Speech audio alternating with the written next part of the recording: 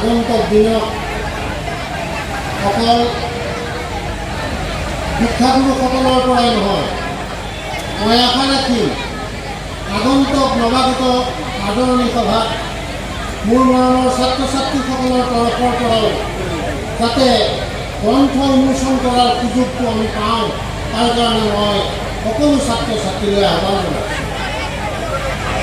এইখিনিতে এটা কথা মই সৰুকৈ হ'লেও ভাবিছোঁ, আগন্তুক দিনত অকল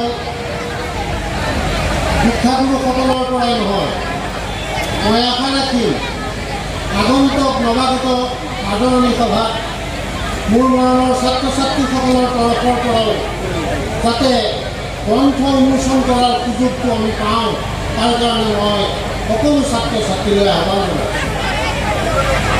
সেইখিনিতে এটা কথা মই সৰুকৈ হ'লেও এটা কথা কওঁ, ছাত্ৰ ছাত্ৰীসকলৰ লগত হয়তো গুণগুণানি উঠিছে যে আমাৰ শিক্ষকসকলে আমাৰ ছাৰ বাইদেউসকলে সুন্দৰ সুন্দৰ গ্ৰন্থ ৰচনা কৰিছে আৰু সেইবোৰ উন্মোচিত হৈছে।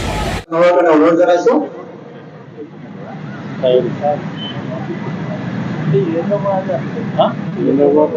আজি প্ৰথমবাৰৰ কাৰণে ধিং মহাবিদ্যালয়ত মই আহিব পাই মই নিজকে ধন্য মানিছোঁ।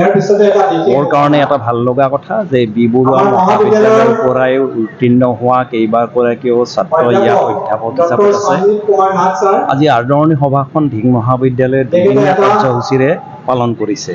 ই এটা অনন্য, কাৰণ সাধাৰণতে মহাবিদ্যালয়সমূহত এদিনীয়া কাৰ্যসূচীৰে নৱাগত আদৰণি পালন কৰা হয়, কিন্তু ইয়াত দুদিনীয়া কাৰ্যসূচী, আৰু এই দুদিনীয়া কাৰ্যসূচীত মই বিভিন্ন ধৰণৰ ৰূপৰেখা দেখিবলৈ পাইছোঁ।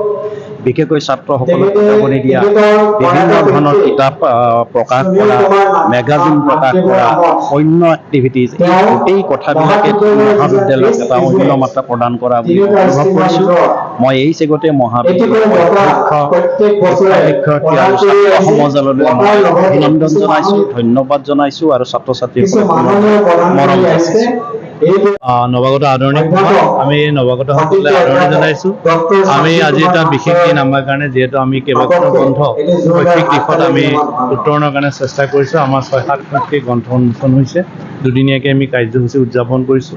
ইতিমধ্যে মহাবিদ্যালয়ে হীৰক জয়ন্তী পদাৰ্পণ হৈছে। গতিকে মই আশা ৰাখিছোঁ যে আমাৰ যি দুদিনীয়া কাৰ্যসূচী সুকলমে অনুষ্ঠিত হ'ব আৰু আমাৰ অতিথিসকল আমাৰ মাজত আহি যোগদান কৰিছে।